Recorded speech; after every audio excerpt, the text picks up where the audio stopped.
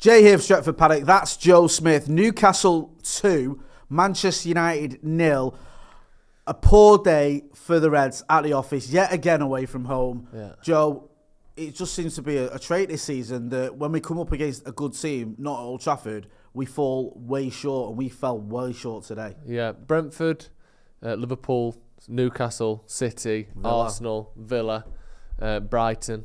Just poor. It's like the top 9 or something, isn't it? Yeah. I think all the top 9 away from home, we've been beaten by, and beaten comfortably by. Yeah. I don't even think there's one game where you go, oh, we should have won that, or the ref cost us or whatever, unlucky. Yeah. We've been sort of deserved losers. I mean, where'd you start with this one today? I think again it's a bit not the same, obviously, but similar to the game at Anfield. At half time, we're still in the game, and you felt okay. We weren't great in that first half, but we could sort of rally round and come back in the second half. Come out in the second half, look a little bit better for a spell. Ante causing problems. Then the manager took Ante off, and Weghorst for Sancho and Martial. At the time, you were a little bit confused by the Sancho for Ante one, weren't you? Because you get Weghorst for Martial. Weghorst had 7 or 8 touches, I think, in that first half. Barely any in the second half. It wasn't really happening for him. So you want to see Martial on the pitch. But Ante had been causing Dan Burn, in particular, a lot of issues. Yeah, in some ways, I got it. What did you get about it? What did you get about it? That just trying something different. Okay. Because whilst Anthony has been quite good, we've made nothing. Right. So it's like, are we just accepting mediocrity because the alternative is pure shit, or are we going to try and go forward and do better than that? On that front, I got it. But when you actually think about it, Anthony was our best player, I thought, in the game. Not that he was brilliant, like I said, he didn't really create that much, but he was the only one who was going past his man. He had so much more of the ball than Rashford did. He looked dangerous. He was playing balls in behind. He laid Weghorst on for one. He laid Sabitzer on for one as well. I thought he looked pretty dangerous. And obviously, we've learned over the years to not bring Rashford off, and especially this season, he's the only person scoring, so it would be pretty mad to take him off, because imagine we're sat here now, we still lost 2-0, but Rashford got taken off on the 60th minute. It would be easy to criticise that. However, Rashford was barely in the game before or after the substitutions. The thing that confused me about the Ante one was, A, he was our best player, and B, I wanted to see him link up with Martial. I wanted to see how that would work. Yeah. Because I thought them two could, do something. Yeah. Because like you say, Weghorst wasn't in the game. No. And at half the time, Ante was sort of doing it on his own. So you think, okay, if he's got someone like Martial he can link up with, maybe that can be a little combo that gets us going. Yeah. And too often Sancho comes on in games and doesn't do anything. He didn't do anything today. And, he was pretty poor when he came on, to be honest with you, because there was a couple of glimpses, a couple of moments, but also his defensive attributes are non-existent. No. He just gets himself confused. And there was this element as well, where there was a couple of second balls and 50-50s where I felt he could have got there, and he didn't. And I don't know whether that's him not wanting to go for it, or being a bit wary, or whatever the reason. It was just a little bit frustrating. But I don't want to put it all on Jadon Sancho, because there's far more pressing issues than that. Another substitution or decision that the manager made, and I think this was just after the Newcastle goal, was to take off Varane and Martinez, bring on, I think we saw like a sort of 3 triple substitution, was like, so he brought on Lindelof, he brought on Fred, and he brought on Palestra. And he took off the centre-backs, and I think, was it McTominay as well, who came off. And that didn't work, did it? No. That made, I mean, I know hindsight's a wonderful thing, but it did seem a little bit strange at the time. And following on from that, United lost any sort of cohesion that we had. I agree. And we said it just at the end of the watch-along. I'm just sort of a bit baffled by it already, the game today. The subs didn't make sense to me, and it didn't make us any better. My only issue is, or not my only issue, an issue that we have currently is, you name those players there. Sancho is obviously someone who's got potential, is still young. Obviously, Palestra the same, but neither of them have been that good this season. Palestra's played about 4 games for United, so I'm not criticising him. And then you've got Martial, who hasn't scored 10 goals in a season for nearly 4 years. You've got Lindelof coming on, who's a backup player. Who's the other one you mentioned there, sorry? Palestra, Fred, who again, is awful when you're losing. I think we've learned that this season, that when he comes on and you're winning, great. He'll reinforce a win. He'll push up high. He'll frustrate a team that's trying to attack United. He's good at that. He was excellent in many games this season coming on when we're winning. When he comes on when you're losing, like he did against Arsenal, like he did today, he's terrible. He doesn't get involved. He's too giddy. He's too ready. He's too sort of overexcited to get into the game and win us the ball back. That he ends up doing nothing. He's so easy to pass around because he just sprints in straight lines after the ball. They pass it. He goes after the ball. They pass it. He goes after the ball. It's like a rondo where everyone's just passing around him dead easy, and they're the options. Like I'm. Maybe something different could have been done. Martinez and Varane coming off doesn't make really any sense. You didn't have to do that, but the options were a striker that is unfit, even if isn't injured in Martial. He's clearly unfit. We've got Jadon Sancho that is out of form, and I don't know if he's unfit, but certainly way out of form. You've got Palistri, who's a young lad who's barely played any professional football. You've got Fred, who is, a known quantity and one that isn't particularly changing of a game. You've got Lindelof, who isn't going to win you a game. Like, sometimes you're pretty stuck. When you're big players, in Bruno, in Rashford, obviously Casemiro wasn't there today, but he's obviously not performing if he's not there, aren't really doing much. It's hard. It is hard, isn't it? And it wasn't like it was a tight game and maybe Martial will be the difference. We got battered today. Like, if we're honest, if this was the other way around, we would say we battered them. Like, they had 22 shots, we had 6. They had 6 on target, we had 1. But some of the shots that they had that weren't on target were 5 yards out, 6 yards out, 8 yards out. Like, they had 4 big chances, which I don't know the exact numbers, but I think it's a chance with higher than a 0.4 XG, something like that. Like, big chances. 4 of them, we had none. We had 1 shot on target, and it was Anthony from 22 yards out that P-rolled to Nick Pope. Yeah, it was a pass back one. We essentially had no goal threat whatsoever.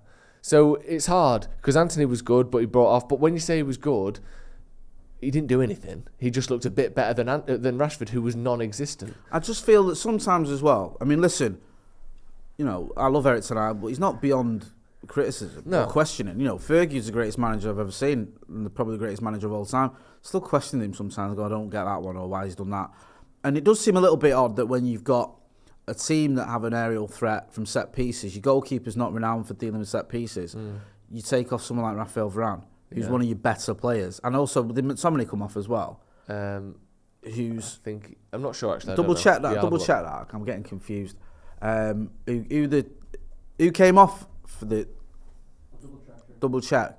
Well, certainly like with Varane with the Lindelof one, you think that's a sort of cross that Varane's quite good at dealing with. I know he's not mega tall, but he deals with aerial. Varane's his numbers in the air are brilliant. Yeah, and it was like we just sort of forgot that. And to play Lindelof, who doesn't really play much for United as well, to throw him in that mix, change the setup. Yeah, McTominay came off. Yeah, McTominay's good in the air. He's quite tall. He's 6'1" or whatever he is. He's good in the air. To take both of them off, surrender that, because David Hayes not coming for anything. That's not him. Was weird, and it was a bit naive, I felt. Also, this is the second time now where I've looked at it with Ten Hag and I've gone, those changes don't really make much sense to me. Against Southampton, I thought putting Sancho up front was bizarre. Yeah. And it's like probably the second time, about the third or fourth time in the entire season I've ever gone, I don't really understand that one. But it's twice in a week, in 2 weeks or 2 games, because I know we've had a break, where you look at the manager and go, I don't know why he's done that. And it's very rare to feel like that about it tonight. Usually you go, I can understand why he's done that. Yeah. Or you'll end up with egg on your face because you think, I don't know why he's done that, and then the player he brings on scores. Yeah. But it's like you go, Sancho up front when it was against Southampton didn't make any sense. Today, bringing off Anthony. And now, I respect the facts as well with Ten Hag. He's sticking with Sancho. He gave him that break. He's giving him chances. He still obviously trusts the kid. And I appreciate that, but I think sometimes you look and you go, is he that guy in this situation? Probably not. And we just look like it's not even ideas. Like you were saying, and I hate using this, I hate the word passion and desire and all that sort of stuff, because I think it's a bit of a basic argument. But Newcastle did win all the 50-50s. Newcastle were first to the balls, the second balls. Newcastle looked up for it, and I know they're at home, whatever, but there's times when United, like, you think our players, closer to the ball, and they get there first. And I think sometimes that's just effort. Yeah. And I hate saying that about players because I don't like looking at players and going, you're not up for it. But I think you have to call it the way you see it. And there was times today we just didn't. And you made the point during the watch along. is it a case of they think, all right, well, either the game's already lost or there's other games on the horizon. We've got a quarter-final of a Europa, we've got a semi-final of the FA Cup. We've got big games coming up. Bigger fish to fry. Almost. Yeah, is there that coming into it? Is there a bit of sulking? You know what I mean? Because things aren't going your way. Whatever it is, Eric Ten Hag's got to get a grip of it, because you cannot have a situation where Manchester United lose every time we go away from home to a top 9 team or whatever it is. No. Because that is just unreal. Because you look at the table now, if you talk us through the table, we've got a graphic. Yeah. Now it's worrying. Yeah, we're sort of, I wouldn't say hanging on to top 4, because if you look at Tottenham, who are behind us, there's still a point behind, and we've played a game less. So hanging on is slightly dramatic, but we're in that position now where we can't afford to slip up again.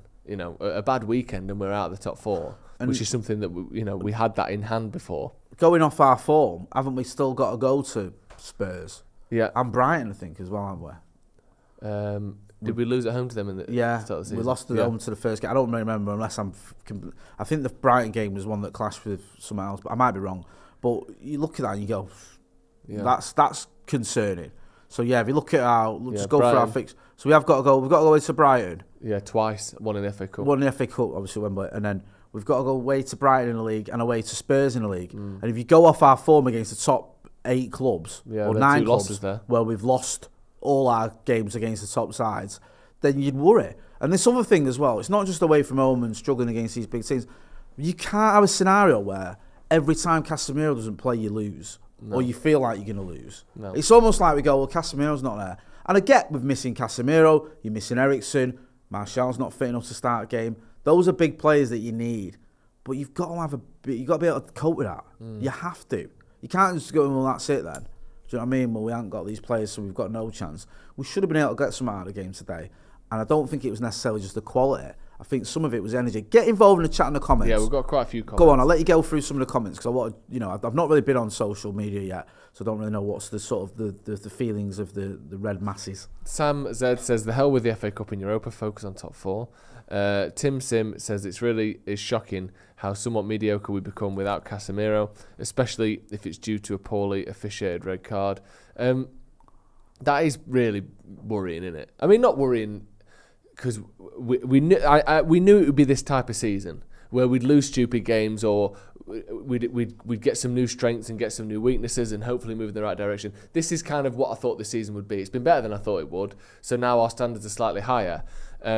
But the fact that we've got this awful away record against the top teams, that's an obvious thing that we can look at for next season or for the rest of in terms of bringing players in that can help alleviate that.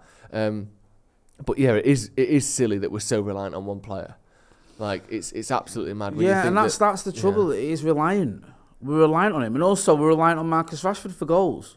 If Marcus stops scoring, there's no goals. Yeah, because it's we've not scored in 3 games now, which obviously he hasn't, and that's worrying. But there's no one else there to. There's no one picks up the slack. You said it yourself. We had one shot on target, which was a glorified pass back. Yeah. Wout Weghorst, God love him, does not score any goals in the league. No. Now, you can't have a striker that just doesn't score your goals in the league, and hopes to challenge for top 4 consistently. That's worrying. Yeah. You've got to address that. Now, hopefully, Martial could come back for the Brentford game, start that game. I'd start him, because we need him. And if he gets amongst it, gets a goal, then that hopefully we can have him for the rest of the season. Because I like Weghorst, he's a good player, but there's a reason that he was on loan from Burnley. Yeah. And you look at that and you just go, no. Are you concerned at all that the manager might be putting faith in people that he shouldn't be? Who? Weghorst, maybe even Sancho. Does he need to just go, look, there's certain players who are up for this, or we can rely on and just stick with them? Or do you think we should be mixing it up a bit like we are doing? The thing with Weghorst, he's had no choice. Yeah. Because the thing is, if you play Rashford up front, because Martial's not been around, so if you play Rashford up front, then you've got to bring Sancho in. Yeah. And Sancho's been a sub every game, so I don't think he is putting his faith in Sancho. I think he's putting his last roll of the dice on Sancho. But Sancho's not starting every week. He's putting his faith in Anthony, who's been okay. Like I said, I think he's played well for United, but he's not big numbers. I don't worry about that. I don't think there's been any better options Do you? Do you think there's been anyone who's been sat on the bench where you go, oh, why has he not been playing? I can't see that. I can't see who else he could have played. You know, the only options I think where we've got decent backups is Malassi is pretty good, but I don't think he's as good as Luke Shaw. Who else? I don't think Palistri is quite as good as Anthony at the minute. You know, you can't not play Rashford. The midfield picks itself because we only had one midfielder on the bench today. I'd drop Weghorst now, mate. Even if Martial's not fit. Yeah. I don't think we can rely on him for who anymore. though? Put Marcus down the middle. I And really then would. Sancho on the left. If Sancho, I know Garnacho's injured when if he comes back. Or I just don't think you can have a striker that gets you no goals. We've kept saying, we said it after Anfield. Do you know what I mean? He's a good player. He's an honest lad, but he's not a Premier League striker, and he's playing for Manchester United. And I'm not putting it all on him. He's not the reason we conceded 2 goals today. He's not the reason we conceded 7 at Anfield. That's not on him. Yeah. But you're looking at it, you're going into a game, and you know your striker's not going to score. Yeah. You know it. You said it yourself when he's on a one-on-one. You don't think, oh, he's got a goal there. No. And I just feel like we have to be honest about the levels that he's at. You can't have a scenario where you've got a striker who's taking up a position in your attack who doesn't score for you. So I think, okay, you might want to use him in the Europa, or you might bring him in and, if he you need to keep possession, or maybe even might want to use him in a 10 now and again. But I honestly think you could even put Bruno on the left-hand side and Marcus down the middle if you needed to. I know you like to do that sometimes, mix it up a bit. But I just don't think, especially to some of these tougher teams, you can get away with it. No. And I know he's quite a bit of a cult hero to many people, Wout Weghorst. But we've got to get real. Does he get into Fulham's team or Villa's or... No, they've got Mitrovic and I don't know. Brighton's or Brentford's. Yeah. Probably not. No. And yet he starts out, and it's not his fault. And I said this at the back when he got subbed against Barcelona at home. Lads I was stood with were going, oh, he's terrible. And I'm like, you got to be honest about his levels. There's a reason we got him from Burnley. He's not, we haven't got a prime Zlatan. We've got a player who's available because he's not at the very sort of top level or even the sort of second rung. Yeah. And he's done a good job for us, and he has. But I just feel like if we're going away to these games, if we went away now to Spurs, or when we go away to Spurs, or we go away to Brighton, I wouldn't be starting him. My worry is that a lot of our problems are next season's, though. Fixing the striker issue is a next season issue. But even now, because we're in danger of not finishing top 4. And I think if you go, for me, I know I'm sort of focusing on him just for this point I'm making, but I feel like, for me, if we went to Spurs and we need a win or we need a point, because top 4's on the line, I wouldn't be starting him. Yeah. I wouldn't be starting him at Brighton. I know, but I don't have any more faith in the people coming in behind him. So the options are you bring Sancho in, who has been, to me, no better than Weghorst, or you put Bruno on the right, play Rashford on the left, Martial up front, who Martial might not be fit for 90 minutes, but then you take Bruno out the midfield, who are you putting in there? Then you've got to play Fred, Sabitzer and McTominay. Is that any better of a... that's the problem he's got at the minute. Without Casemiro and Eriksen and Garnacho all that fit, and Martial, who's not 90 minutes ready, what does that lineup look like if you say... I'd rather have Sancho in the starting 11 than Wout Weghorst. Okay. Sancho gets you goals now and again. Yeah. He scored some goals in the Premier League. Yeah. He scored some important goals in the Premier League. He scored against Liverpool, do you know what I mean? He scored the winner at, was it Leicester or Southampton? I was getting mixed up early on in the season. Yeah. He can get... Wout Weghorst can. Yeah. He's just not got it in his locker. Yeah. What is it now? Within 20 games he's played for United, is it, or 21 or 20? Yeah, something like that. And he scored 2 goals. One was the 4th one against Real Betis, and one was admittedly, an important goal in the Carabao Cup against the Premier League team, Forest away. Yeah. But to go however many Premier League games he's played without a goal, I just feel we just can't carry on like that. And it's not just him. There's other issues. And you're right, I understand you saying Sancho isn't great, and I've been a bit underwhelmed by him, if I'm being honest. Yeah. But I just feel like if I had to make a decision of starting one or the other, I'd start Jadon Sancho, because I think that there's more there than you're getting from Weghorst. And I just feel like, for me, like today, if you're, he was at Botman or whatever, and you're looking at that United team, party's thinking, easy day at the office. Sorted. Do you know what I mean? Yeah. And I don't like to sort of single out players, because let's face facts, they were woeful today across the board. Yeah. But I just feel like if you're looking for what's one issue you can fix quite quickly, for me it would be dropping him. I just don't think he's up to it. And I'm very happy to prove him wrong, and hopefully he'll get an hat-trick against Brentford. We've got our match ratings as well, which if you're a member, you can get in there post-match and get your ratings in for all the players, and we'll go through them on the video. We'll open it up hopefully to everyone shortly. We're just testing out the format, testing out the platform. So matchratings.io, and you can join the Stretford Paddock supporters group if you've got the code, which is in the members community section. Just going through some of the players, a lot of 6s, a lot of 6.5, 6.2s. That's quite generous. Some standouts. You've got Anthony 6.8, who's man of the match. No one higher than 6.8, so it's not particularly generous. Kind of fits in what you were saying, though. You know, he wasn't amazing, but he was the best of the lot. Yeah. You've got Dallo 4.3. Veghorst 3.6 is the lowest rating there of our Stretford Paddock lot. Sabitzer with a 5. It's a lot of, like I said, 5s, 4s and 6s. Rashford 4.7. Yeah, just poor, wasn't it? Generally very, very poor. And that's on some of the goals then, because it's hard to blame Veghorst for how many chances we conceded. Not that Veghorst was any good. But a few comments about Luke Shaw. Is there an element of him slipping into that kind of jogging back? Because if you think of the first goal, Isaac does really well on the edge of the box, but then you got Bruno Guimaraes running into the box with no one near him, and in that sort of left back position, Luke Shaw nowhere near his man. He chips it to the back post, ball gets headed back in. Anything in that? Do you think are we seeing that sort of complacent Luke Shaw again, or? I don't want me to go too quickly with that. Yeah, because it is, but he's another one. I mean, this is all over. And the last 2 Premier League away games has been Anfield and this one. Yeah, and he's one of the ones that's had a stinker in both. Yeah, and he's not on his own. No, you can look. Practically everyone has, but he is. And he's the thing with Luke Shaw is one of the reasons you might sing him out of it is his ceiling's very high. He's capable of much more. Like even Malacia, it doesn't. Like when Saka was tearing Malacia a new one at Old Trafford, you think that's not Malacia not trying. He's just not as good as some of his peers. Yeah. So someone like Bukayo Saka, who's on fire, is gonna cause him problems. Well, Luke Shaw, he is a good player. He's a very good player.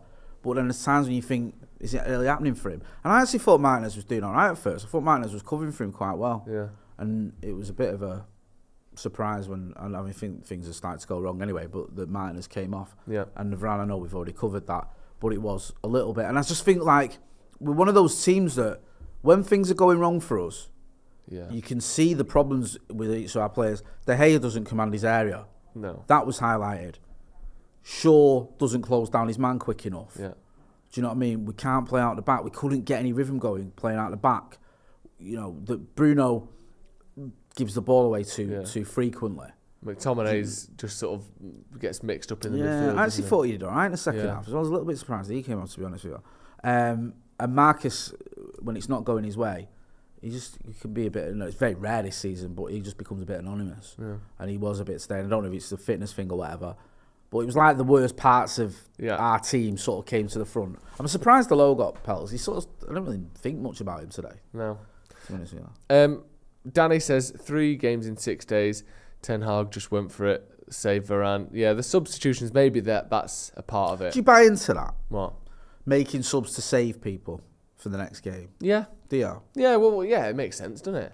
Because what was it? Was it like 75 minutes or whatever? Well, I don't think he made it thinking we've lost now, so fuck it. I think he made it thinking if we're going to win this game, we're not going to be doing that much defending. So let's rest them. Do you know what I mean? Rather than like it ended up that we did more defending, but that wasn't Lindelof's fault. Do you know what I mean? The second goal you could argue was his fault, but I don't think he was poor for that goal, man. But I don't think maybe we could have had a chance if that hadn't have gone in. But I think the mindset was we're probably going to have more of the ball now.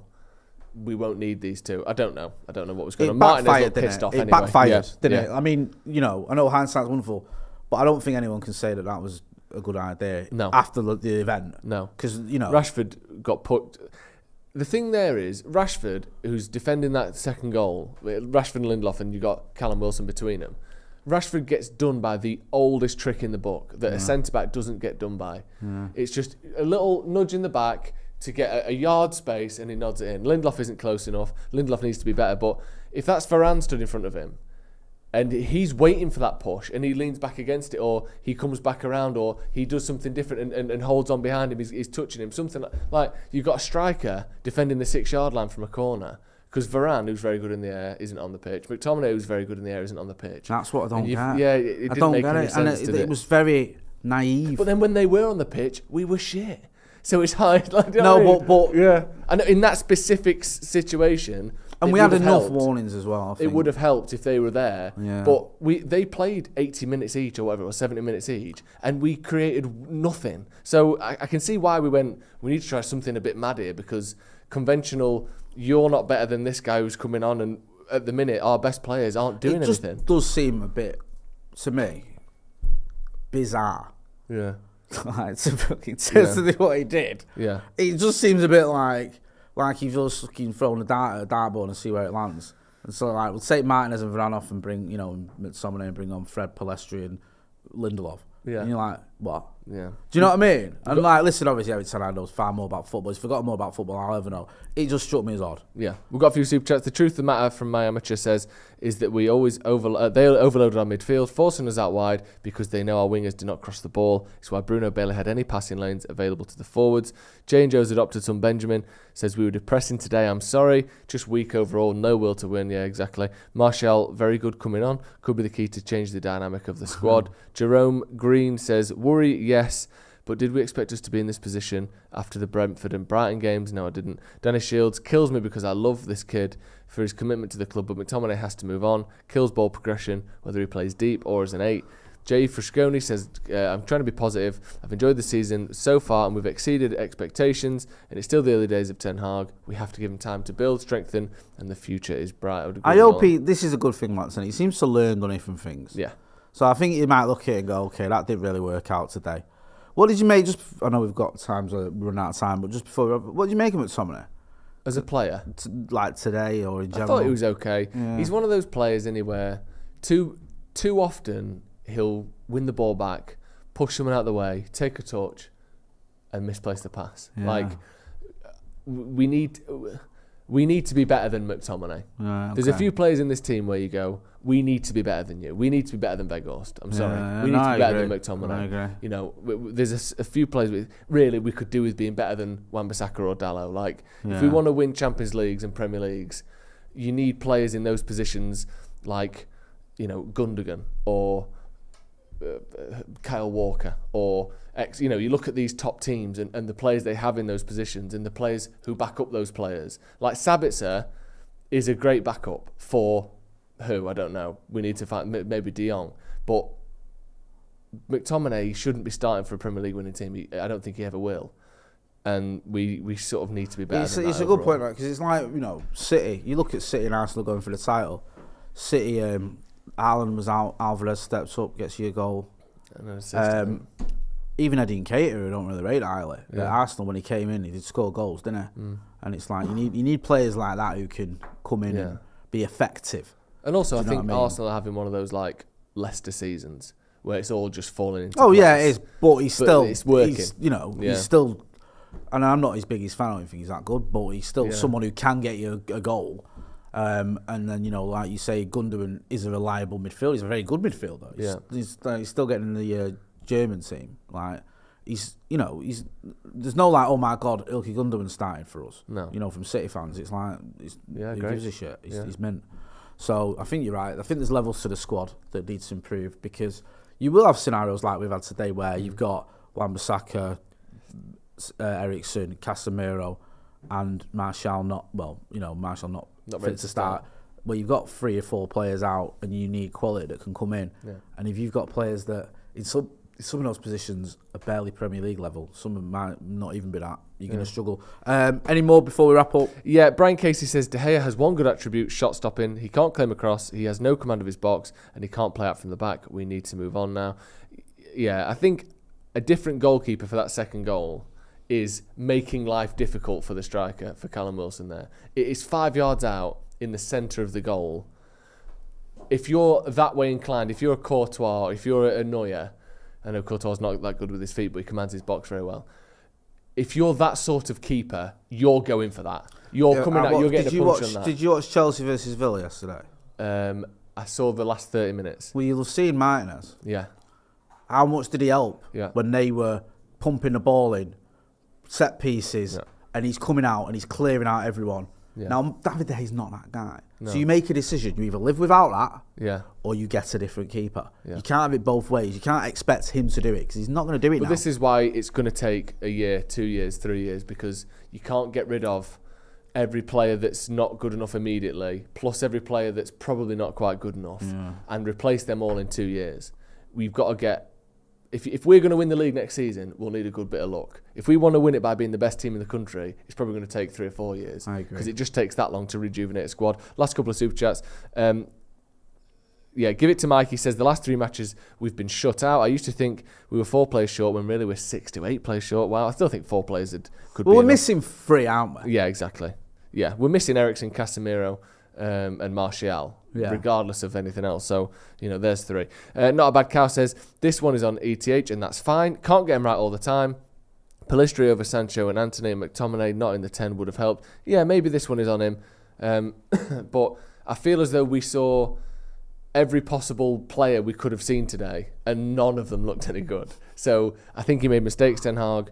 But my worry is that the players, even our best players, without Casemiro, look a bit helpless, which isn't good sign, Helpless, is it really? yeah, that's a strong word, but I think it's accurate, and that is really, really worrying. Any more for any more? No, we're good. Right. Big thank you to everyone who got involved in the chat. Thanks to all the members as well who got involved in our ratings. That's something we're looking to bring in to the channel for everyone eventually. Yes. So yeah, sign up if you're a member. Go to matchratings.io. Use the code that's in the community section and join the Stretford Paddock supporters group, and we'll be doing that after every game. We're just trying to get that going, so big thanks for that. Thanks. Make sure you go and check out Joe on the Sloppy Joe's podcast. There should be a link in the description for that. You know where to find me as well. We're going to be hearing from Andy Tate later on, Stephen Howson, all the usual suspects. So make sure you are hitting like, share, and subscribe. A bad day for Manchester United. Hopefully we can bounce back on Wednesday against Brentford. You'll be here for the watch along for that, won't you? Absolutely. That's been Joe. I've been Jay. This has been a live review. Thanks for watching.